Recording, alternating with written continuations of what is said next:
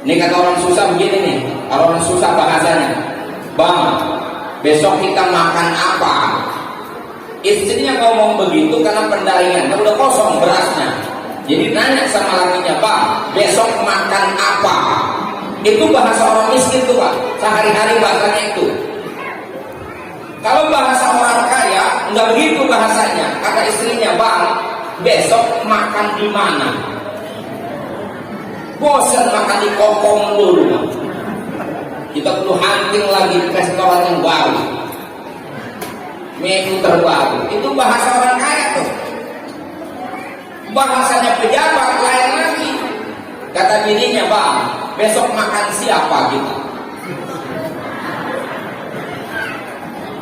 Siapa lagi yang harus kita jadiin korban? Nah, itu nggak jauh kok dari situ.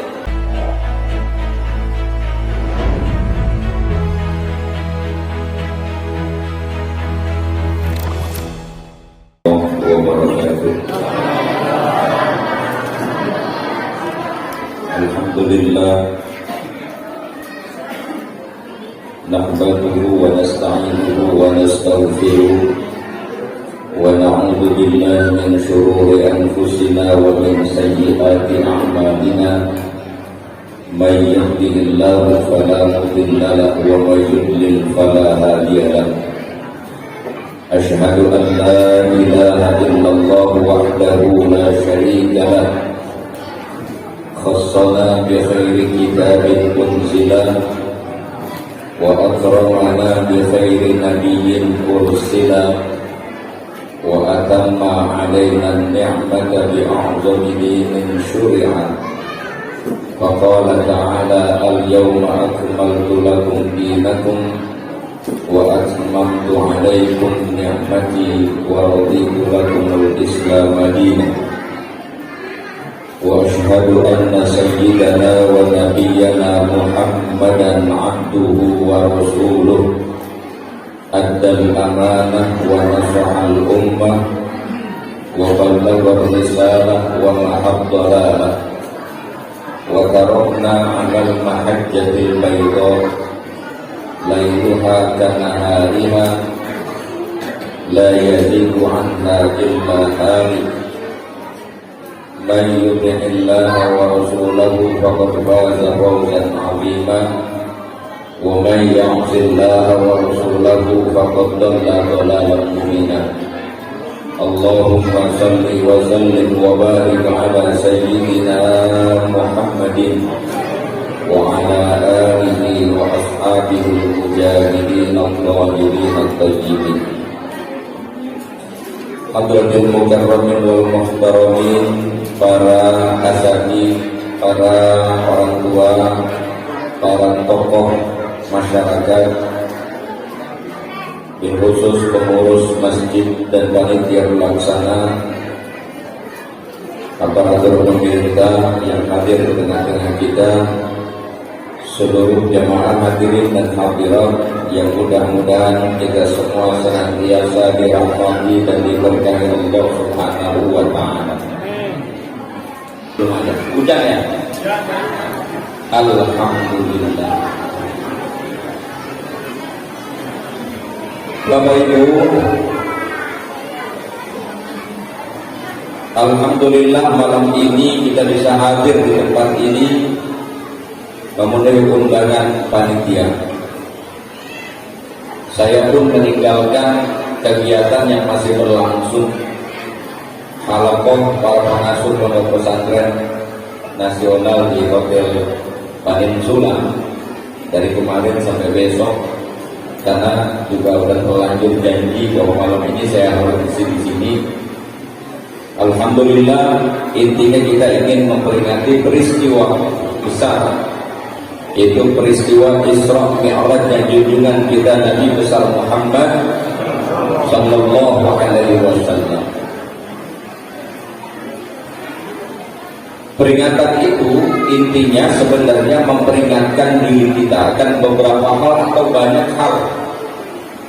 Apalagi bicara Isra Mi'raj, di dalam peristiwa ini ada banyak takbir, ada banyak ibrah, ada banyak persoalan yang bisa kita jadikan dan kita buat rujukan kepada apa yang dialami oleh Nabi dari peristiwa Isra Mi'raj itu, dari mulai hal-hal yang melatar belakangi peristiwa Isra Mi'raj sampai terjadinya Isra Mi'raj dan bahkan pasca Isra Mi'raj. Lah ini kalau ceramah beneran, saya kemarin buat tempat rata-rata 2 jam itu baru dapat poin 2. Jadi kalau kuliah mesti 1 semester. Tapi malam ini katanya jam 10 harus selesai supaya sungguhnya gak kesiangan. Jadi saya punya waktu 20 menit gimana supaya selesai semua. Panitia juga minta pengulangan tema utama waktu di rumah Pak Haji Kosasi. Saya sambungkan sedikit dengan tema yang di tempat Pak Haji Kosasi. Apa pentingnya peringatan bagi kita? Ya, kita memperingati diri kita agar menjadi orang-orang yang selalu sadar, tidak masuk kategori orang-orang yang disebut oleh Allah dalam Al-Quran minal ghafilin, atau ulaika humul ghafilun, orang-orang yang lalai.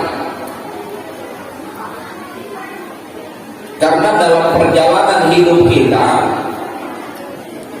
banyak hal yang menyebabkan kita lalai dari tujuan hidup. Banyak yang lebih fokus kepada persoalan-persoalan terkait kebutuhan hidup, tapi lupa akan tujuan hidup. Anak siapa itu? Bu, saya ulangi. Orang lupa apa tujuan hidup, tapi sibuk dengan urusan kebutuhan hidup. Apa tujuan hidup kita? Allah sudah sebutkan dalam ayat Al-Quran 2 tugas dan tujuan utama hidup manusia. Yang pertama, tugas sebagai hamba Allah.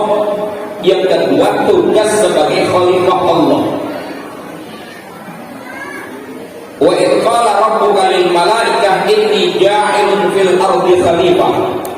Ingatlah tatkala Tuhanmu berfirman kepada malaikat, memberitahu bahwa Allah akan menciptakan makhluk yang ditugasi menjadi khalifah. Khalifah ya, bukan khilafah. Jadi diputar-putar. Kita ngomongin khalifah, bukan khilafah. Yang kebanyakan sering ngomongin khilafah, ujungnya khilaf itu biasanya. Khalifah itu apa? Tugas kita tanfidul ahkam, melaksanakan segala ketetapan-ketetapan Allah yang terkait urusan kita dengan sesama manusia.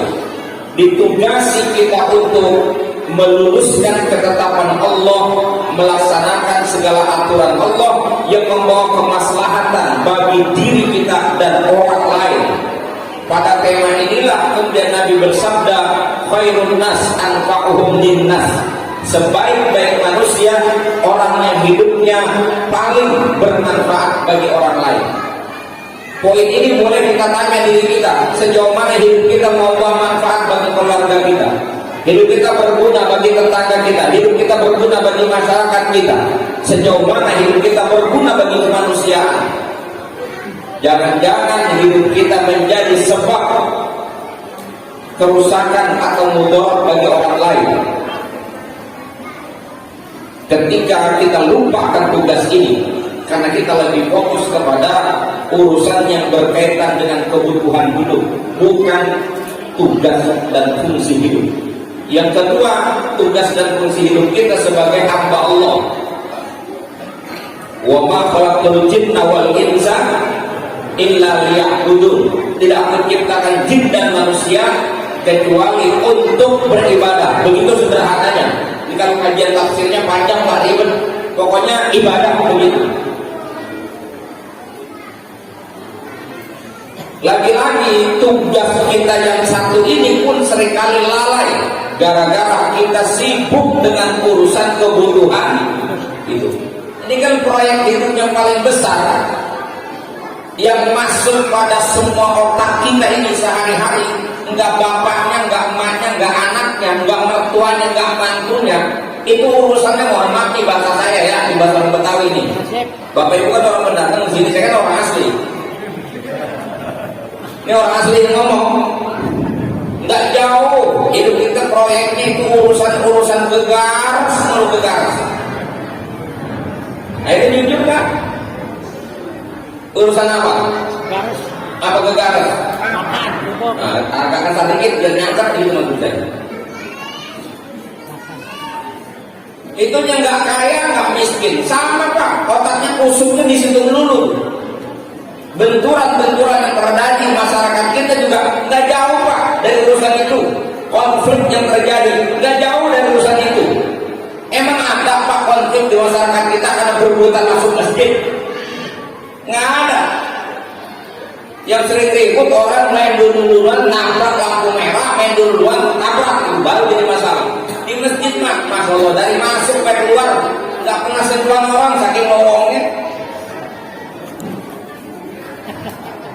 Pernah tabrakan di masjid, kagak, lowong. Nggak ada jamaah. Pembicaraan pun yang paling enak itu bicara tentang kebutuhan hidup. Dari mulai urusan seks sampai urusan kenikmatan hidup yang lain. Saya bilang kagak pejabat, nggak rakyat, nggak orang kaya, nggak orang miskin, nggak orang kampung, nggak orang kota. Otaknya penuh sama urusan tadi itu. Apa? Garis. Cuman kalimatnya saja yang rada beda-beda dikit. Tapi poinnya sama. Ini kata orang susah begini nih, orang susah bahasanya. Bang, besok kita makan apa? Istrinya ngomong begitu karena pendaringan, kan udah kosong berasnya. Jadi nanya sama lakinya, Bang, besok makan apa? Itu bahasa orang miskin tuh pak, sehari-hari bahasanya itu. Kalau bahasa orang kaya, nggak begitu bahasanya. Kata istrinya, Bang, besok makan di mana? Bosan makan di kokong dulu. Kita perlu hunting lagi restoran yang baru, menu terbaru. Itu bahasa orang kaya tuh.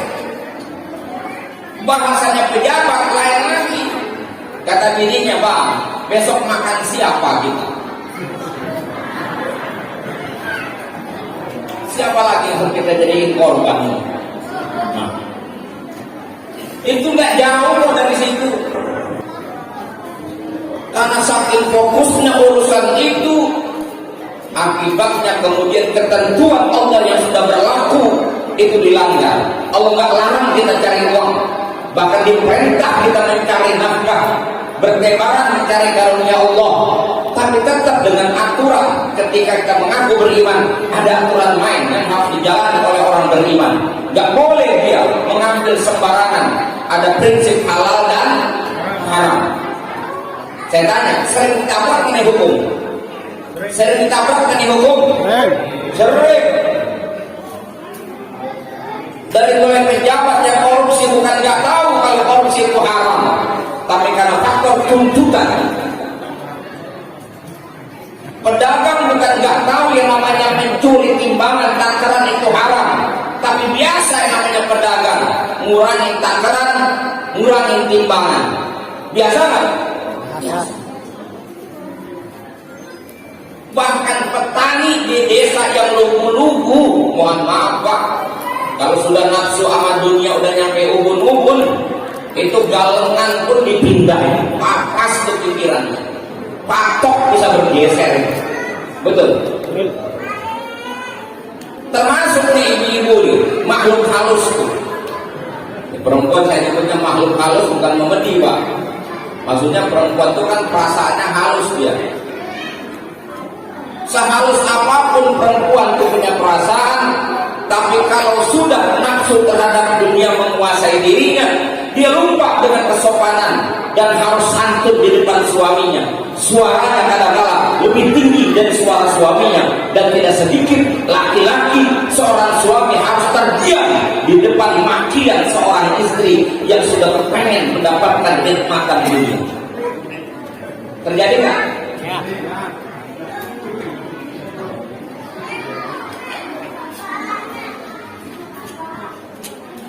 Ini yang saya maksud kelalaian kita. Padahal kita mengatakan diri kita muslim dan kita menyatakan kita ingin masuk surga. Pernyataan itu dimiliki oleh semua orang yang mengaku dirinya muslim, bertuhankan Allah, bernabi Nabi Muhammad. Nggak ada yang pengen masuk neraka. Emang ada yang sih pengen masuk neraka orang? Nggak ada. Saya ketemu saya kawan sama bajingan sama mereka nggak pernah sembahyang aja, nggak pernah minta masuk neraka. Apalagi rajin ngaji begini, jablay aja, jablay. Pengen masuk surga. Apalagi ibu yang rajin ngaji, mau jablay aja pengen masuk surga.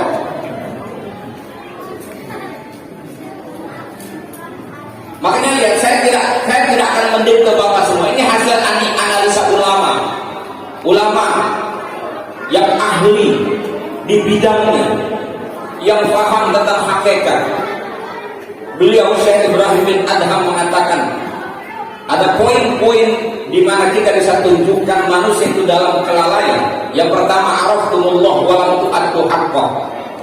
Kamu mengaku beriman kepada Allah, tapi kamu enggan menjalankan kewajiban yang menjadi haknya Allah.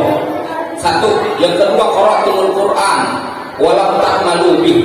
Kau baca Quran, sekedar kau baca, tapi kau tidak amalkan isinya. Yang ketiga, idda'aitum hubba Rasulillah wa taraktum sunnatahu. Kamu mengaku mencintai Rasulullah sebagai ikutanmu, nabimu, teladanmu, tapi kau tinggalkan sunnah-sunnahnya. Yang keempat, idda'aitum dukhulal jannah wa lam ta'malu laha.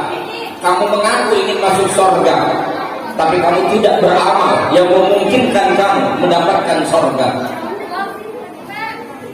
Dapat. Yang kelima, idda'aitum najata minan nar. Anak-anak dengan pulang aja kan. Di jalan-jalan depan saya kayak saya lama-lama nih. Saya tak concern, Pak. Yang kelima, idda'aitum najata minan nar wa ramaitum fiha anfusakum. Kamu mengaku ingin selamat dari neraka, tapi seringkali juga kau lemparkan sendiri dirimu ke dalam api neraka. Yang keenam, idda'aitum adawata syaitan wa ataqtumuh wa wafaqtumuh. Kamu mengaku bermusuhan dengan syaitan, tapi nyatanya seringkali kau taati ajakan syaitan, kau turuti hukum syaitan, dan barangkali juga perbuatanmu seringkali sama dengan perbuatan syaitan. Yang ketujuh, qultum annal mauta haqqun wa lam tasta'iddu lahu. Kamu mengatakan mati pasti terjadi, tapi mengapa kamu tidak menyiapkan dirimu menghadapi kematian? Yang kedelapan, dafantum mautakum wa lam ta'tabiru bihim. Kamu sudah sering menguburkan orang-orang yang mati di antara kamu, tapi kamu tidak pandai mengambil pelajaran dari proses kematian sampai menguburkan orang yang mati. Yang kesembilan, akaltum nikmata rabbikum wa lam tashkuru lahu. Kamu sudah banyak makan karunia Allah, menikmati nikmatnya Allah, tapi kamu tidak juga pandai mensyukuri nikmatnya.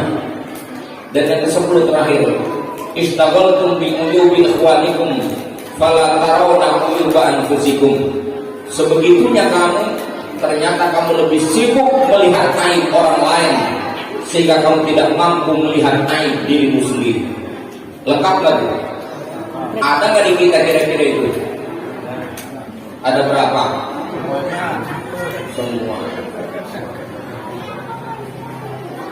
Bu, ini deketan, Bu. Ini sekarang bulan Sya'ban. 28 hari ke depan kita sudah masuk Ramadan. Ibu yakin nggak bakal lebaran? Yakin. Kalau ngarap bener, ngarap bisa ketemu lebaran. Artinya ngarap umur Tapi siapa yang tahu? Siapa yang bisa mastiin kalau dia bakal tetap hidup lebaran besok? Ada yang bisa mastiin? Nggak ada. Berarti lebaran belum pasti. Itulah paham ya Pak? Berarti lebaran buat kita belum pasti. Sekarang tanya, mati buat kita pasti nggak? Pasti. Mati pasti nggak? Pasti. Kita nggak tahu kapan waktunya, ini jelas pasti. Bisa bapak-bapak duluan, saya belakangan, atau saya belakangan, ibu duluan. Ya terserah Allah, itu mah sama-sama nggak tahu. Tapi kan kita pasti mati. Saya ulangi, lebaran pasti nggak buat kita? Belum pasti. Mati pasti.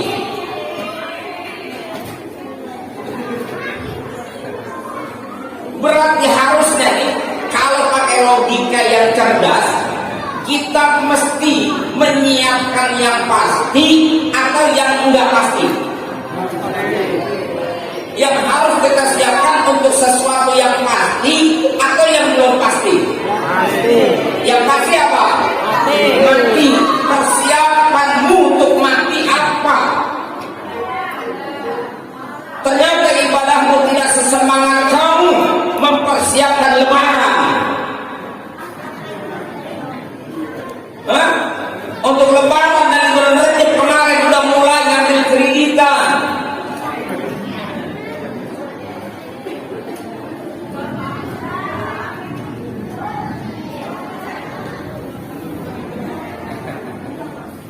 Kalau bilang kreditan enggak saya tanya, persiapan pulang kampung udah disiapin buat pulang kampung? Siap. Dari mulai bulan Syawal ada yang arisan sembako buat ngadepin Ramadan, buat ngadepin Lebaran, nabung dari bis Lebaran untuk pulang kampung. Padahal Lebaran belum mati Pasti. Harusnya yang kita siapkan untuk yang pasti, yaitu kematian. Tapi kita ternyata selalu lebih siap untuk pulang kampung dan pesta Lebaran ketimbang mempersiapkan mati yang pasti. Lalainya kita termasuk. Kalau diajak sedekah bilangnya ntar aja, masih ada kebutuhan.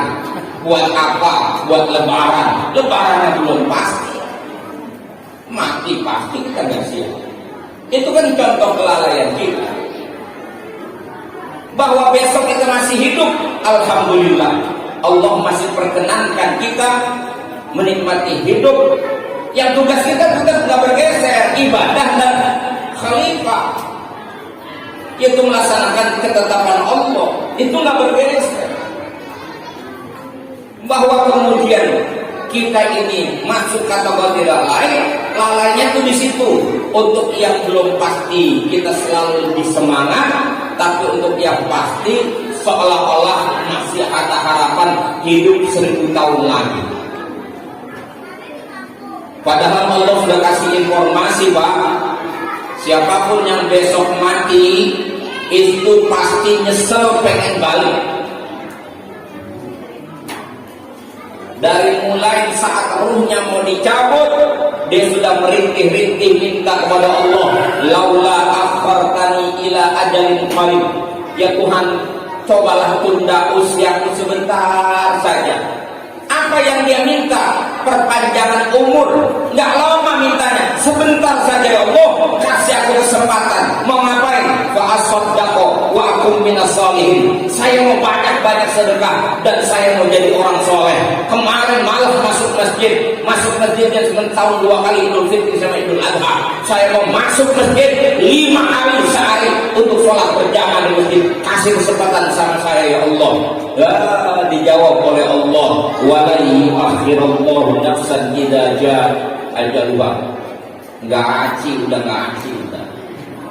Enggak udah. Kalimatnya pakai lam, tidak akan pernah ditunda. Mau ngomong apa coba?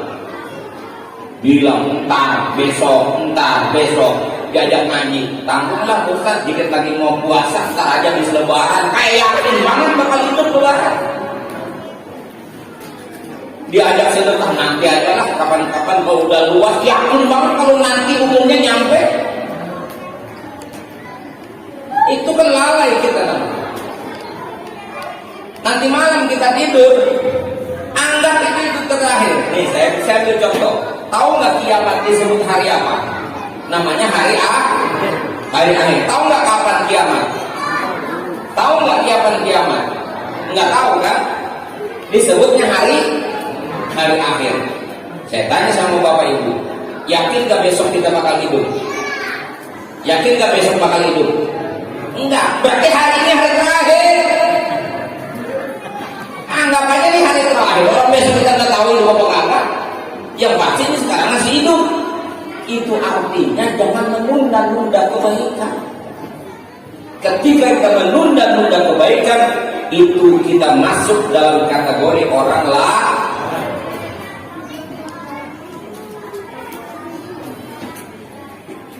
Saking lalainya apa yang dia cari tadi, kenikmatan hidup, sungsang sumbel, kata orang Betawi bilang mah, nyari dunia, sungsang sumbel, bungkir balik, kaki buat palak, palak buat kaki, siang banting pulang, malam banting bini, sampai habis umurnya, sampai umur mati, sungsang sumbel, mati-matian. Pak, jangankan nggak dapat, dapatnya aja dunia kita bakal tinggalin kok. Orang nyari nama besar dalam hidup gengsi, ya suwe pak, tahu suwe. Ini saya gambarin, kalau hidup itu nyari nama besar, nyari pamor, nyari gengsi, mohon maaf pak, sebesar apapun nama bapak, besok maghrib bapak mati. Ini semua ngeliatin saya semua, melotot semua.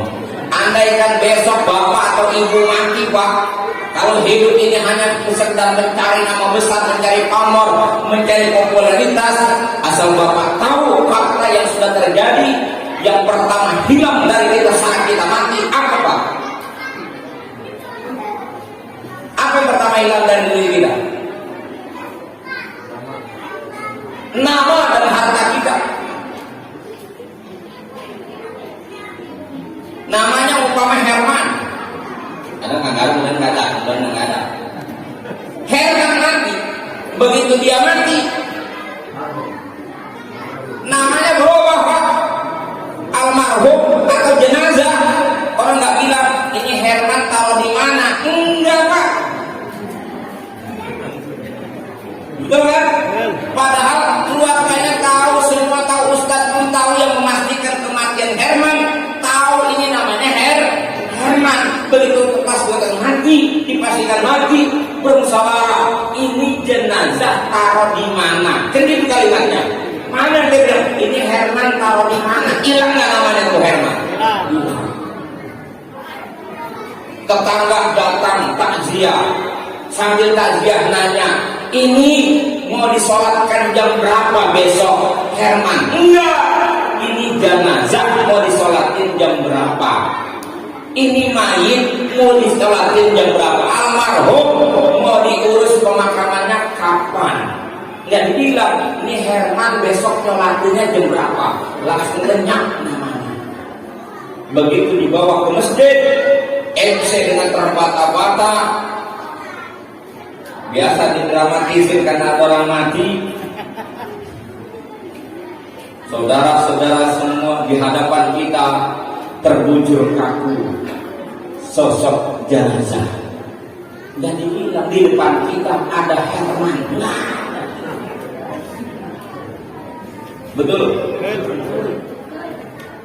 Bapak kerja siang malam nyari duit, siang malam harta terkumpul, rumah mewah terbangun, maghrib bapak mati. Pas dipastikan mati pak, apa jenazah bapak tetap tinggal di kamar bapak yang mewah itu? Yakin bapak bakal tetap ada di kamar bapak yang mewah itu? Ustadz tanya, ini Herman taruh di mana? Datang keluarganya, ya kita gotong aja tuh ke depan. Ustadz coba-coba usul, ibu, karena memang pengurusan jenazahnya besok, biar Pak Herman di sini aja dulunya. Anggap ini malam adalah malam terakhir ibu bernostalgia dengan bapak. Mungkin belum dikubur. Nerima gak bini bapak? Nerima gak bini bapak? Itu bininya si Herman walaupun lagi sedih-sedih langsung bangun dari bangku. Nggak bisa Ustaz. Geser Pak Ustaz. Tolong keluarin. Tolong keluarin. Kata Ustaz, taruh di mana? Di mana Bu? Terserah mau taruh di mana kek, di gerasi kek, di mana terserah. Asal jangan di sini. Coba lihat. Jadi kamar. Pada rumah mewah itu boleh kita yang bangun Pak. Kamar itu kita lengkapi semua fasilitas dan aksesoris dan pakai duit kita yang kita cari mati-matian. Baru saja sesaat kita mati, orang pertama yang bakal ngusir bapak siapa? Ini bapak. Wuhui, gante. Bayangin Pak, pikirin ini halus-halus. Ntar pulang sebelum itu pikirin baik-baik. Begitu nggak kira-kira? Begitu nggak kira-kira? Yang keberatan bapak tinggal di dalam kamar itu malam itu bukan siapa-siapa, adalah istri bapak sendiri. Betul? Besok setelah dikuburin, istri bapak ikut ke kuburan, ikut. Pulang nggak? Nangis menangis, mewek mau mewek, tapi ikut nggak mau. Ya kata dia bapak mau boleh mati duluan, saya masih bertahan di sini. Kalau kira aja dapat berondong, dia masih ingin hidup. Padahal waktu pacaran janjinya sehidup semati, tinggal kenangan kata-kata itu nggak berlaku. Tinggallah bapak di dalam kubur karena sholat aja kagak, saking sibuknya nyari duit. Macul di sawah kagak sholat, ngojek nggak sempat sholat, di kantor nggak sempat sembahyang, zakat kagak keluarin, hidup mewah dicari, dibangun, ibadah lupa sama Allah, mati di kuburan, diapain kira-kira di kuburan? Disiksa habis babak belur. Sementara istri dan anak-anaknya sedang sibuk membagi rencana untuk pecah waris setelah 40 hari tahlilan. Lewat 40 hari, harta bapak yang bapak mati-matian cari itu harta sampai bapak tinggalin sholat, harta yang bapak kumpulin sampai bapak gak mau zakat, sampai bapak lupa kepada kewajiban kepada Allah, harta bapak dibagi-bagi. Anak dapat sawah sekian hektar, istri dapat rumah dengan mobil dan perhiasan. Bu, bapak dikubur lagi, bapak belum dikebukin, istri bapak sudah dilancongin, sudah ada yang ngapelin istri bapak karena istri bapak janda kaya. Penggemarnya pasti banyak, orang kaya setengah cakep aja kelihatan cakep masalah. Oh, biar STW. Kalau kaya kelihatan cakep, duitnya banyak, yang muda pun bagaikan lalat ngerubutin bangku. Bapak dari hari pertama di kuburan habis bapak belur, terus layang fiha walayahya, mati kagak hidup kagak. Sementara istri bapak dilamar orang dan langsung dinikahi. Yang lebih apesnya lagi, habis nikah bukan dibawa ke rumah anaknya, bukan dibawa ke rumah si pengantin lagi, karena si janda punya rumah mewah, dia bernikmati malam pertama dan malam pengantinnya bulan madu di rumah yang bapak bikin sendiri. Sementara bapak lagi babak belur gara-gara naik kenikmatan hidupnya sekarang dipakai sama istri bapak dengan berondong. Sementara bapak belur di dalam kubur. Pernah mikir nggak kira-kira begitu? Kata si bapak yang tua, alhamdulillah bini gue udah tua pak, udah gak bakalan aku. Gue bakalan begitu, alhamdulillah. Tapi pak, bagaimanapun begitu gambaran betapa sia-sianya hidup kita kalau hanya karena fokus ngurusin kepentingan hidup, lupa dengan tujuan. Ibu juga sama bu, besok ibu mati. Nah, kata-kata suami ibu waktu janji di bawah pohon Kamboja itu nggak berlaku. Dia semangat sekali nguburin ibu besok. Semangat, dia akan panggil Pak RT, teman-temannya semua dipanggil. Kalau sempat orang saya lagi berduka, bantu saya. Bantu ngapain? Nguburin bini saya. Ibu nggak bakalan tinggal di rumah itu 2-3 hari. Hari itu juga kalau sempat diupayakan itu sudah dikuburkan.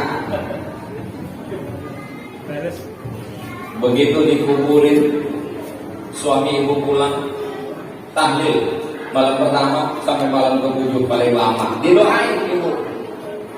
Lewat malam ke-7 suami ibu udah mulai manggil Pak RT. Teh, temenin gua teh, gua pengen ngobrol. Ngapain Pak? Ini kan empol udah mati nih. Iya, mustahil bang ini. Iya, lu paham dah maksudnya. Gua kan iseng sendirian 7 hari. Ada nggak informasi kira-kira buat pengganti orang rumah? Nah, kata RT, ada bang di Pinang, dekat pasar Depok tuh, ada bengsrat. Tahu bengsrat? Bengsrat itu janda tapi masih perawan. Status janda tapi masih perawan. Kata si RT, ini kosnya tinggi pak, karena bengsrat ini pak. Barang bagus. Orsi ini, bengsrat kan orsi ini. Kata dia, jangan khawatir, emas bini gua banyak tuh laki. Emas yang ibu pakai itu anting, liwang, kalung, perhiasan, permata yang ibu simpen atau ibu pakai dicopot semua. Jadi masukin ke kuburan, diambil sama siapa? Diambil sama siapa? Suami ibu.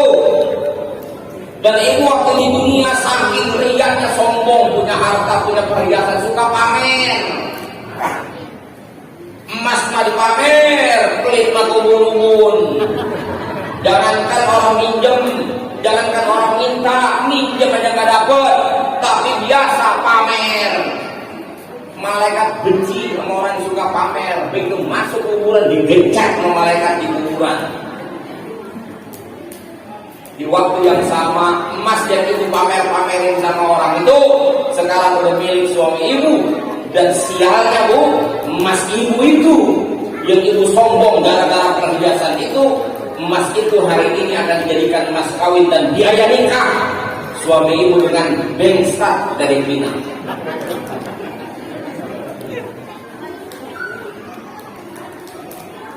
Ibu belum kebayang kan? Jangan bu, jangan dibayang-bayang. Susah ngebayanginnya, sedih bu. Maksud saya ini begini, daripada tuh barang dipamer-pamerin, akhirnya dibuat modal ngawinin janda, kan akan jauh lebih bagus bu. Emas yang ibu pegang itu, yang ibu terima itu, perhiasan ibu itu digunakan buat ibadah, dinafkahkan di jalan Allah untuk modal masuk surga daripada buat modal ngawinin janda. Setuju nggak kira-kira? Setuju. Pasti setuju. Yang kakak punya. Kata yang kakak punya mas setuju kan? Saya kakak punya ini. Kata yang punya, ini ustaz ceramah nyakitin amat. Dari sore gue tungguin mau dengerin ceramah. Malah nyakitin ngomongnya. Ya terserah itu mau sakit sama saya. Bayang lagi ngomong aja begini. Mengingatkan, saya bilang pentingnya peringatan karena kita sering lalai dalam hidup, lupa akan fungsi hidup dan tujuan hidup, hanya fokus gara-gara ngurusin kebutuhan hidup. Kita boleh pak mengurus kebutuhan hidup lewat ikhtiar kita, tapi tujuan hidup tidak boleh kita lupakan. Tujuan kita adalah kembali ke Allah, dan saat kembali apakah Allah akan ridho dengan kita atau tidak. Dan orang-orang yang hidupnya benar-benar istiqomah melaksanakan tugas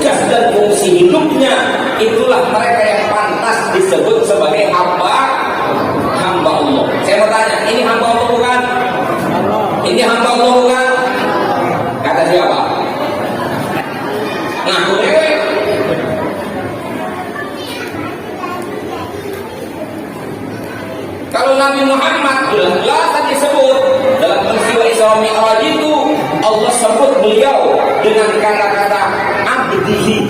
Subhanalladzi asra bi abdihi. Maha suci Allah yang telah memperjalankan hambanya. Siapa hambanya yang dimaksud?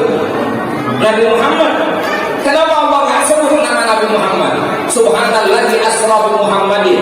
Padahal nama yang paling mulia itu nama Nabi Muhammad. Tidak ada nama yang berulang-ulang ratusan ribu jutaan kali sehari-hari kecuali namanya Nabi Muhammad. Tapi Allah nggak sebut namanya. Allah pun tidak sebut pangkat dan kedudukannya. Allah nggak bilang subhanalladzi asra bi rasulihi. Nggak ada ayatnya begitu. Padahal pangkat Rasul tidak sembarang orang, tidak semua orang. Dan Allah nggak bilang subhanalladzi asra bi nabiyhi. Maha suci Allah yang memperjalankan nabinya, tidak. Tapi yang disebut oleh Allah subhanalladzi asra bi abdihi. Maha suci Allah yang memperjalankan hambanya. Kenapa? Sayyid Muhammad Al-Mahdi menjawab, dalam peristiwa yang luar biasa yang tidak terjadi pada siapapun, hanya terjadi pada Nabi Muhammad. Dan pada peristiwa ini Nabi Muhammad tidak disebut nama, pangkat dan jabatannya, tapi disebut abdulnya. Karena memang pangkat manusia yang paling tinggi adalah kehambaan. Ketika manusia mau benar-benar menghamba kepada Allah Subhanahu. Dan Nabi Muhammad orang yang paling sempurna penghambaannya kepada Allah. Dan posisinya yang seperti inilah yang kita diperintah oleh Allah untuk mengikutinya, meneladani beliau yang tugasnya adalah sebagai seorang nabi dan rasul, agar membimbing kita umatnya bisa menjadi hamba Allah. Itulah posisi yang paling ideal Nabi kita Muhammad SAW yang harus kita capai dan mungkin serta bisa untuk kita capai. Kalau pangkat Nabi dan Rasul, mohon maaf nih, gak perlu ditanya lagi. Sampai budak sariawan, gak bakalan orang sini jadi Nabi, gak bakalan orang sini jadi Rasul. Makanya kalau besok ada orang tiba-tiba ngaku Nabi, walaupun bisa terbang di udara, walaupun bisa jalan di atas air, dibakar kagak mempan, pasir dia lempar begitu jadi emas, sebegitu sakti dan luar biasanya, ngaku Nabi, patahkan. Tidak ada Nabi, tidak ada Rasul setelah Nabi Muhammad Sallallahu Alaihi Wasallam. Kita disuruh sholat bukan untuk jadi Nabi, Bapak Ibu suruh puasa bukan untuk jadi Rasul, disuruh pergi haji bukan untuk jadi Nabi dan jadi Rasul, untuk menjadi hamba Allah yang disimbolkan dengan kepatuhan. Dan sholat itu menggambarkan ibadah yang benar-benar mencerminkan bentuk penghambaan manusia yang paling sempurna. Dimulai dari bersih diri, ketika kita najis mesti kita cuci, ketika kita hadas besar mesti mandi, ketika hadas kecil kita mesti wudu, menghadap dalam keadaan suci tempat pakaian dan badan kita. Lalu tawajuh kita kepada Allah, apa yang kita ucapkan? Allahu Akbar. Betul? Relasinya apa? Ya relasi antara hamba dengan Tuhannya, hubungan antara manusia dengan Allah. Manusia mengagungkan Allah, dia kecilkan semua selain Allah, dia tinggalkan kesibukannya, kerja dia tinggalkan, apa-apa yang menjadi aktivitas di luar ibadah dia tinggalin, makan dia tinggalin, kawin dia tinggalin, dia menghadap kepada Allah dengan satu ucapan Allahu Akbar. Allahu Akbar. Keren gak kita? Keren gak kita? Keren sebenarnya, asal serius. Habis itu kita nyatakan wajjahtu wajhiya lillazi fataras samawati wal ardh. Aku hadapkan diriku menghadap kepada zat yang mencipta langit dan bumi, itulah Tuhan. Aku hadapkan diriku kepada Allah. Lalu kita ikrar. Apa ikrar kita? Inna salati wa nusuki wa mahyaya wa mamati lillahi rabbil alamin. Sesungguhnya sholatku, ibadahku, hidup dan matiku hanya untuk Allah Rabbul Alamin. Keren gak itu ikrar? Keren gak itu ikrar? Hidup matiku hanya untuk Allah. Subhanallah, luar biasa. Hanya saja kadang-kadang mengucap, paham maka kagak, ngerti juga enggak. Atau kalaupun paham ya lewat begitu aja. Kan begini bakal kita ngomong, hidup matiku untuk Allah. Saya tanya sama Bapak, keren nggak itu? Keren. Berarti kita sudah menisbahkan betul kita ini hambanya Allah, tunduk total kepada Allah. Apapun yang kita lakukan itu kita persembahkan untuk Allah. Coba, kalau bukan menggambarkan keikhlasan jiwa, apa namanya Pak? Itu kemurnian namanya. Tapi sayangnya masih bercampur antara ucapan dan perilaku, suka nggak akur. 7:30 sholat isya ngomongnya masih hidup matiku untuk Allah. Jam 9 ketemu si doi ngomongnya udah beda. 7:30 sholat isya, jam 8 sampai di rumah, rapi-rapi siapin motor berangkat ke rumah si doi, 8:30 nyampe ke rumah si doi, ngobrol kalau di rumetan ulon, jam 9 keluar terus pamungkas. Apa kata si doi? Ayam beb, aku tidak bisa hidup tanpa kamu. Iya. Barusan terus ngomong hidup matiku hanya untuk Allah. Ketemu ayam beb, ngomongnya tidak bisa hidup tanpa kamu. Intan gak kira-kira? Dusta gak berarti ucapan yang tadi? Saya bingung juga anak muda sekarang itu.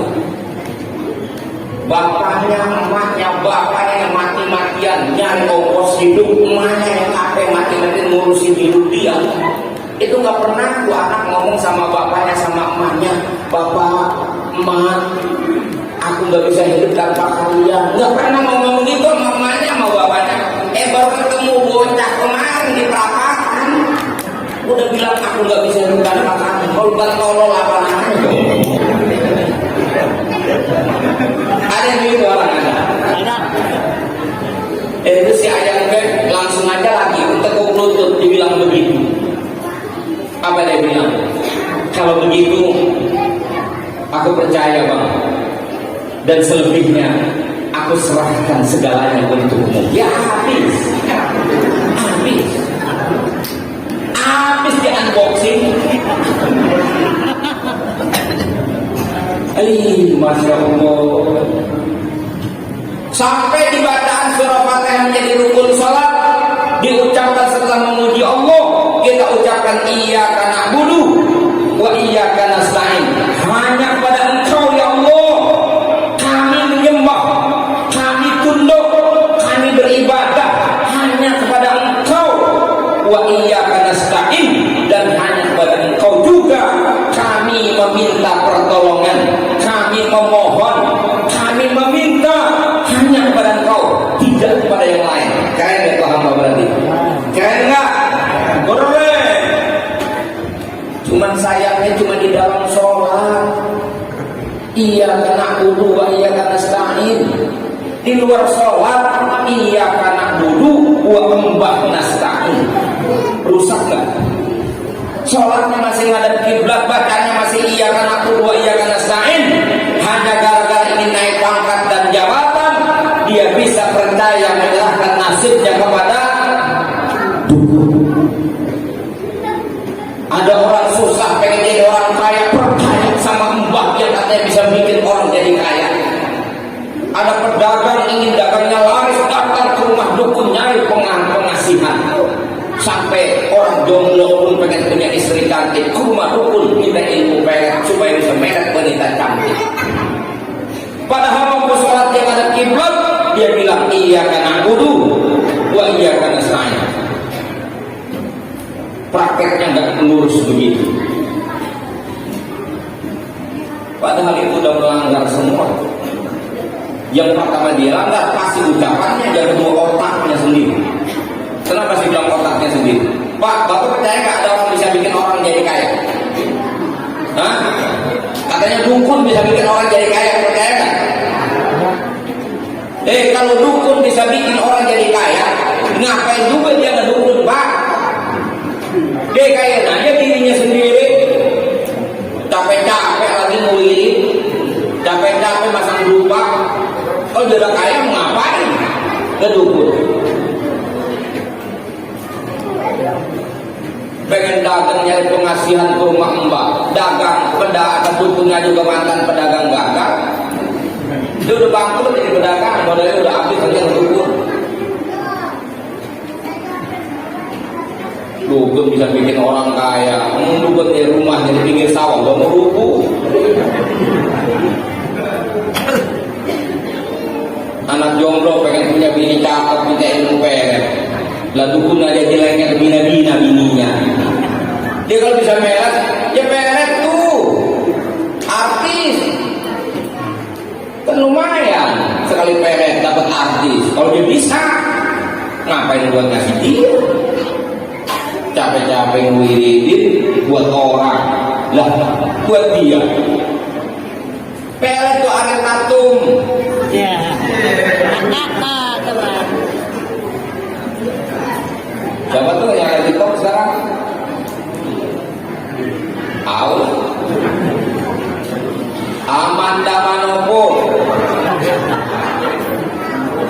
Ya. Kalau bisa itu aja ente. Ngapain?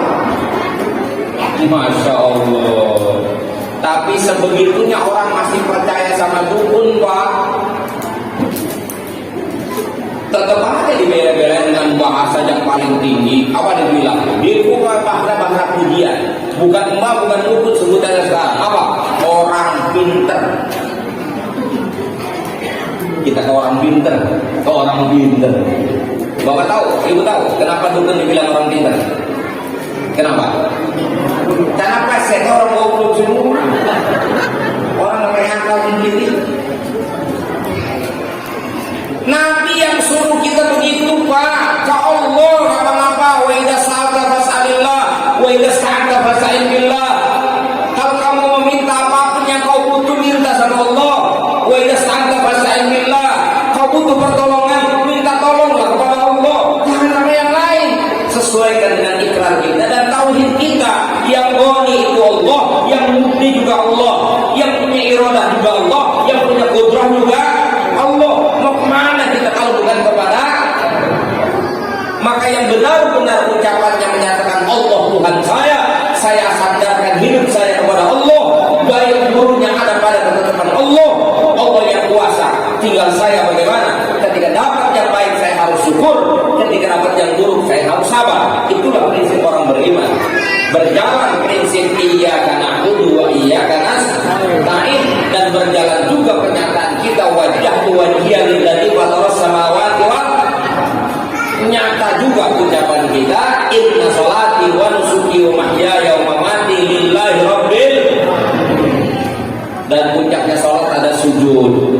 Nah sujud ini secara gerakan, kalau tadi kan ucapan semua yang saya sebutin, gerakan sujud itu puncaknya sholat. Aqrabu ma yakunul abdu minallah wa huwa sajid. Posisi terdekat manusia kepada Allah adalah ketika dia sujud. Sujud itu adalah memposisikan diri kita berada pada posisi terendah di muka bumi, dan kepala kita letakkan di tempat yang paling rendah sejajar dengan telapak kaki kita. Betul. Itulah satu-satunya posisi manusia, meletakkan kepalanya sejajar dengan kakinya, sementara badannya, mohon maaf ini kemaluannya aja lebih tinggi daripada kepalanya. Betul kan? Makanya orang sujud kemaluannya sama kepalanya rata, kagak sah sujudnya. Betul? Ya ini harus nungging. Ente kalau mau sejajar gini sujudnya, ya nggak bisa. Sujud gitu ketika kita kalau tidur, Pak, semuanya rata kalau tidur, mah. Kaki, badan, semua pala satu jam satu dulu namanya tidur. Kalau sujud mau ngambil bobokong kita aja lebih tinggi daripada kepala kita. Kepala ditaruh di bawah. Tuh, apa enggak hebat orang yang sholat itu membuktikan bahwa dia adalah bersedia benar-benar menjadi hamba. Itu kan simbol penghambaan kepada Allah. Dan itu tidak boleh kita lakukan buat siapapun, kecuali hanya untuk Allah. Sama Nabi aja gak boleh kita sujud, sama orang tua aja gak boleh sujud, raja, presiden, gak ada. Manusia hanya boleh sujud kepada aja sembarangan, dan sujud-sujud aja. Juara dangdut sujud, Main tinju menang sujud, main bola masukin gol ke gawang sujud. Apa yang sajad sujud? Sujud itu benar-benar kita persembahkan diri kita kepada Allah. Padahal kepala ini pusatnya ego kita di sini, Pak. Ya, yang suka junjung gengsi itu di mana? Kan di sini adanya. Dan ini juga anggota yang paling terhormat nih. Betapapun, Pak, Hansip kalau dimaki-maki sama Pak RW malam ini,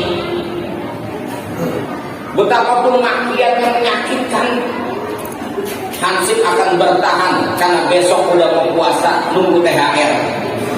Kalau mau risan, ntar aja bisa lebaran kalau udah dapat THR. Itu kalau sekedar dimaki-maki. Tapi kalau Hansip kepalanya diinjek sama Pak RW, RW-nya lagi sewot, kepalanya Hansip pakai kaki, saya yakin itu Hansip nggak bakal nunggu lebaran, dia lupakan THR. Demi gengsi malam ini juga gua serahkan tongkat ke Hansipan gua, gengsi malam gua injek, gitu kan kira-kira. Termasuk saya, kalau datang ke kampung ini, ke komplek ini, ada yang berani nginjek kaki saya maklum, orang banyak. Maklum saya.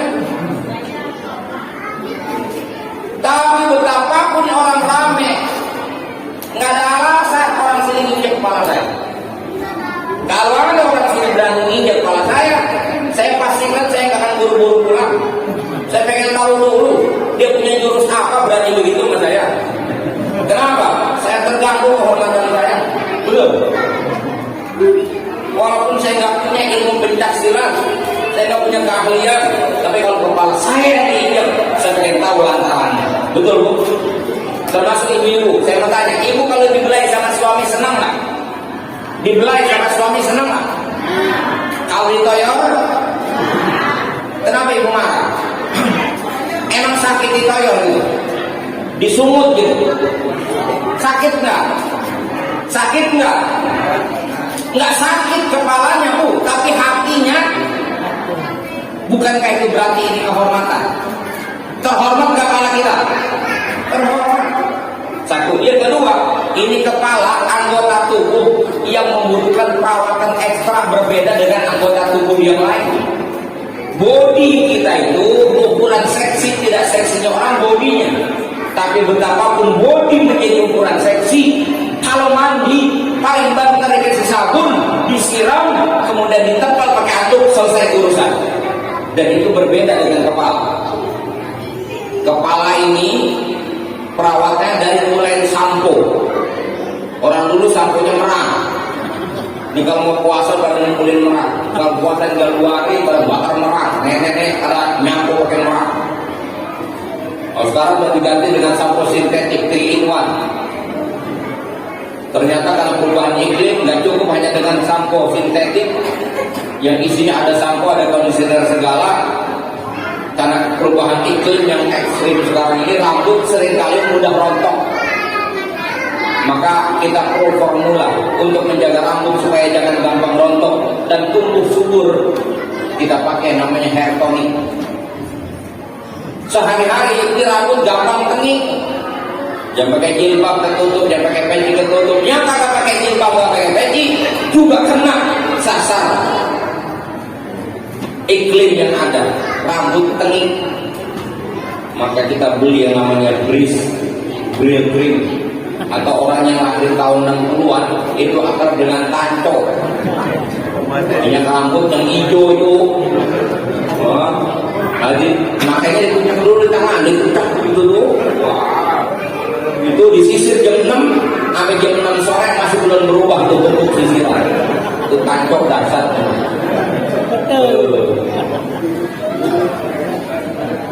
Kalau ibu-ibu pakai hairspray supaya wangi rambut dan mudah diatur. Itu baru rambut, belum muka. Kalau laki-laki agak sederhana, ada yang pakai murah, sabun awam langsung ke muka. Pakai murah. Kalau yang standar ya mandi pakai sabun, kemudian muka pakai scrub gitu. Sederhana kalau laki-laki. Tapi betapapun sederhana, dia belum mikirin bininya. Ini masalahnya urusan bini yang repotnya. Itu perempuan itu mukanya bapak, saya ngomong bukan karena itu, saya ngomong bapak. Asal bapak tahu, itu muka istri bapak itu kadang-kadang biayanya lebih mahal sama urusan dapur, pak. Makanya kalau ibu-ibu suka protes, kami itu kalau kaum wanita bukannya mantri, kami ini butuh kosmetik, butuh make up yang mahal karena suami kan selalu nuntut kami tampil cantik. Ya Bu ya, itulah resikonya pak punya bini cantik pak. Kudu disiapin perawatannya, make upnya kudu mahal. Resiko punya istri cantik. Kalau punya istri jelek, lepas itu nggak ada resikonya insya Allah. Dia pakai bedak pipa yang 100.500 juga cukup. Cuman resikonya, jangankan kita aja ke pesta perkawinan, nyelawan tetangga mati aja bareng malu. Resikonya.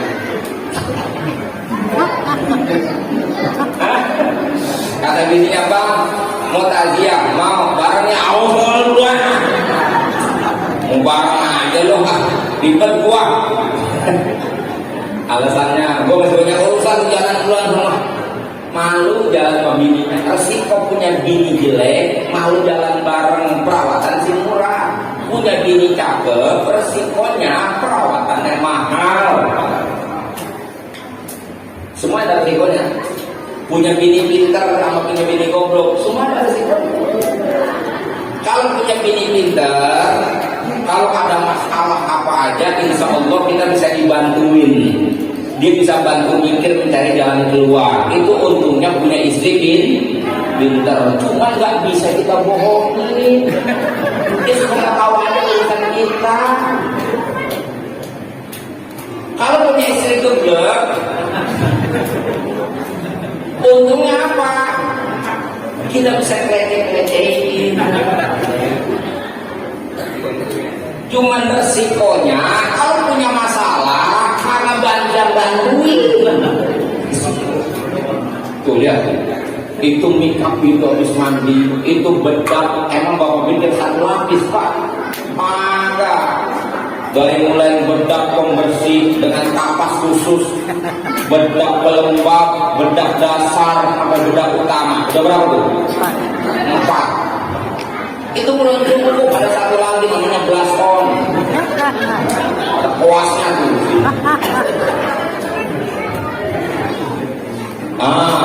Habis dari situ ini nih coret-coret nih. Alis. Ada yang pakai dari Revlon, ada yang dari Warta, ada yang dari sapu lidi digicek. Dan dari patat dandang hitam juga coret-coret. Dia tuh perempuan lama dandannya juga kan, masya Allah kagak puas dia dikasih begini nih, jekerok alisnya, jekerok juga dia mencet.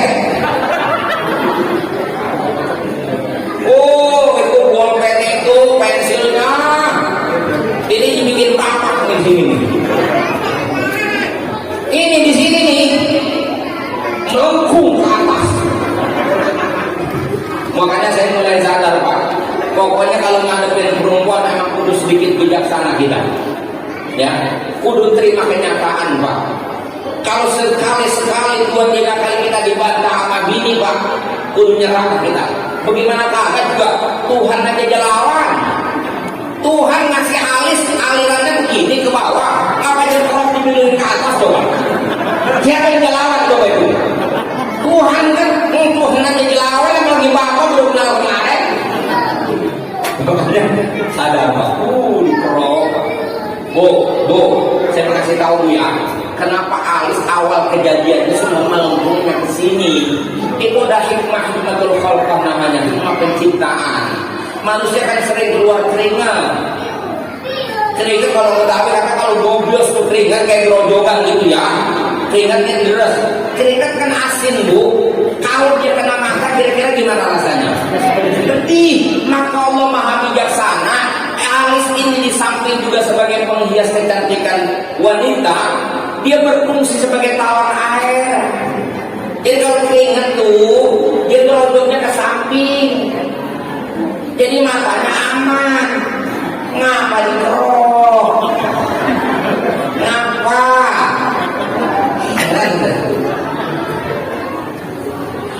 Udah selesai ceritanya di sini dah. Melengkung ada yang ke bawah, ada yang ke atas ceritanya.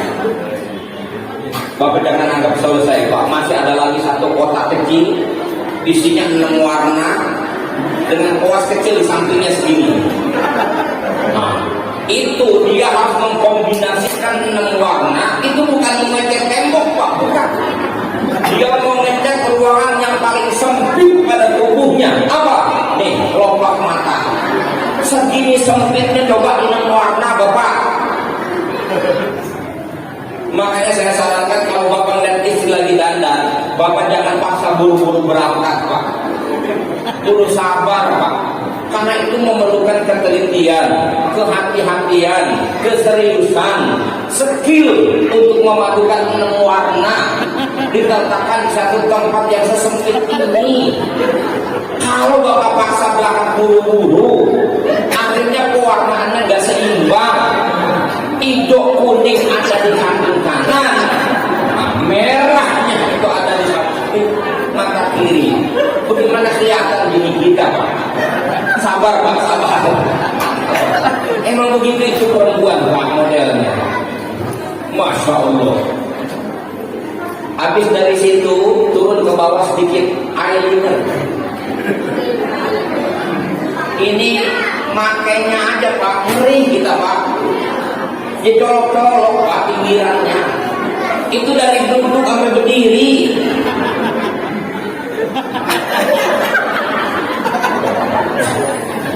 Perempuan dia duduk lagi, dicoret lagi di sini pelan-pelan. Ternyata udah begitu telitinya, dia belum pede juga. Karena begitu dilihat kok rasanya ada yang kurang ya. Apa? Bulu matanya terlalu halus. Akhirnya dia ambil satu perangkat lagi, namanya maskara. Ditempel di sini. Perempuan, Pak. Habis dari situ turun ke bawah, bibir. Bibir pun polesan bukan satu, Pak, kalau yang bener. Bukan. Ada lipstick dasar, ada lipstick utama, ada namanya lip balm, ada lip gloss, minyak lipstick tuh biar kelihatan rekahnya bagus, ya, basah selalu kelihatannya, namanya lip gloss. Ada lagi satu lagi, Pak, namanya. Kalau kita kantongin bolpen buat tulis, buat nyatet, buat tanda tangan surat. Kalau dia bawa bolpen, Pak, namanya bolpen lipstick buat beresin pinggiran bibir doang. Ada bolpennya.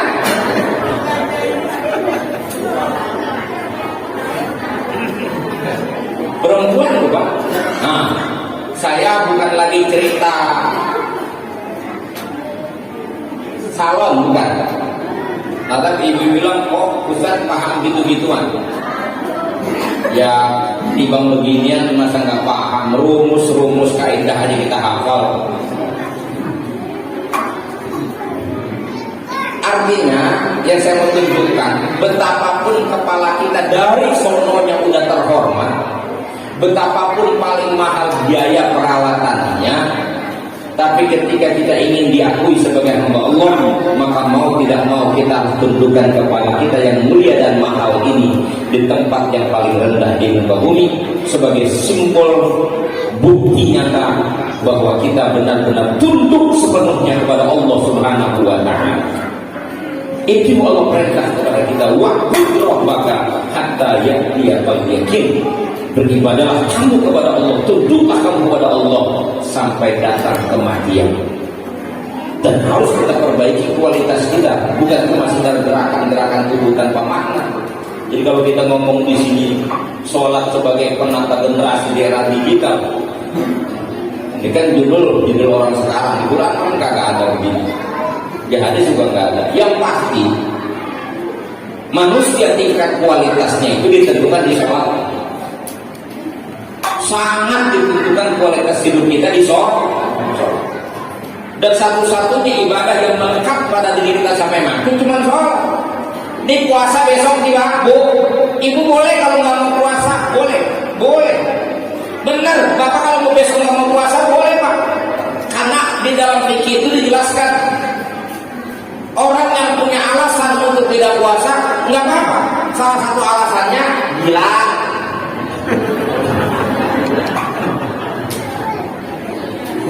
Jadi kalau gila nggak wajib Bapak. Ya orang gila suruh ngapain? Sakit, nah sakit layur jamur buku, sakit yang udah nggak bisa diharapkan sembuhnya, itu nggak wajib lagi puasa. Mutlak nggak wajib itu. Kalau sakit biasa masih wajib, nanti kalau udah sembuh dibayar, kalau udah baik. Kalau yang udah nggak diharapkan sembuhnya, ya sudah nggak wajib dia, hanya diganti dengan bayar fidyah. Artinya sakit bisa menyebabkan orang gugur kewajiban puasa. Zakat nggak wajib bagi orang susah. Zakat hanya wajib bagi orang kaya. Zakat harta masuk Bapak, bukan zakat fitrah. Zakat fitrah juga membayar. Cuma zakat semua bisa itu insya Allah. Zakat harta hanya yang kaya yang cukup nisabnya, wajib dia. Orang miskin terima pembagian zakat, nunggu dibagi, gak usah ngeluarin. Enak aja orang miskin. Enak aja orang miskin. Enak, kewajiban kurang. Cuman kita aja nggak paham. Haji lebih tegas lagi. Man istata'a ilaihi sabila. Hanya yang sanggup, yang nggak sanggup nggak wajib. Itu lagi-lagi untungnya jadi orang susah tuh. Zakat nggak wajib, haji nggak wajib, soalnya sama, nggak usah khawatir. Tapi sholat nggak kenal dia kaya, dia miskin, dia sehat, dia sakit, dia mukim atau musafir. Kewajiban sholat melekat, dan melekatnya kewajiban sholat itu sampai detik terakhir hembusan nafas. Dia sehat, dia berdiri, nggak sanggup dia duduk, sanggup nggak kuat dia berbaring nggak kuat dia mesti terlentang dengan menggerakkan kelopak mata dan bibir. Kelopak mata tidak lagi bisa dipejam dan dibuka, bibir nggak bisa lagi digoyang, merem, bibir pun nggak lagi komat kami. Yang penting hatinya masih berkata, otaknya masih berpikir. Baru kalau kemudian hatinya tidak lagi bisa merasa, otaknya tidak lagi berfungsi, tarikan nafasnya berhenti, barulah selesai kewajiban itu. Itulah yang namanya kematian. Satu-satunya ibadah yang melekat pada diri kita. Makanya bisa kemudian sholat itu menjadi solusi kehidupan bagi orang yang menjalankannya, dan sholat bisa menjadi sumber masalah bagi orang yang meninggalkannya. Maka kalau orang hidupnya susah, mulu sulit, mulu masalah, mulu rumah tangga masalah, pasti ada masalah dengan sholat. Pasti. Nggak suaminya, nggak istrinya. Istrinya mungkin rajin sholat, suaminya mungkin nggak beres sholat. Akan ada itu di rumah tangga efek. Betapapun tercukupi kebutuhan hidupnya, ketika sholat dia tinggalkan, dia akan mengalami kekeringan hidup. Hidup akan stuck, hidupnya akan kering, hidupnya tidak berwarna. Dan kita kapan saja menghadapi masalah dalam hidup ini, Allah jadikan sholat menjadi jalan keluar bagi hidup kita. Sebagaimana Nabi diriwayatkan, karena Rasul idza hazabahu amrun ba'da ila sholat, Nabi ketika menghadapi sulit apapun, Nabi segera melaksanakan sholat. Maka jadikan sholat sebagai solusi. Itulah pintu kita menuju Allah Subhanahu wa ta'ala. Siapapun yang ingin hidupnya lebih baik dari hari ini, siapapun, dia harus mulai memperbaiki sholatnya. Dari mulai memperbaiki waktu sholatnya, kualitas sholatnya, pelaksanaan sholatnya, pemahaman tentang sholat, pelaksanaan sholatnya mesti dia perbaiki. Yang paling ada standarnya nih, memperbaiki sholat dalam 3 tema. 1. Tertib waktu, sholat mesti dilaksanakan di awal waktu. Yang kedua, tertib tempat, sholat mesti dilaksanakan di masjid. Yang ketiga, tertib kaifiyah, sholat mesti dilaksanakan secara berjamaah. Kalau 3 tertib ini kita jaga, insya Allah sholat akan menjadi solusi bagi kehidupan kita, dan sholat akan memudahkan kita menuju Allah Subhanahu wa ta'ala. Allah selamatkan kita dari huru hara dunia, fitnah dunia. Allah selamatkan kita dari fitnah akhirat, dan Allah hantarkan kita menuju ridhonya. Allah buka pintu ridhonya, Allah masukkan kita ke dalam surganya bersama hamba-hamba Allah yang soleh, bersama Nabi kita Muhammad sallallahu alaihi wasallam. Paham? Jelas? Udah, terima kasih, mohon maaf. Itu bisa saya sampaikan. Wallahu muwaffiq ila aqwamit thoriq. Assalamualaikum warahmatullahi wabarakatuh.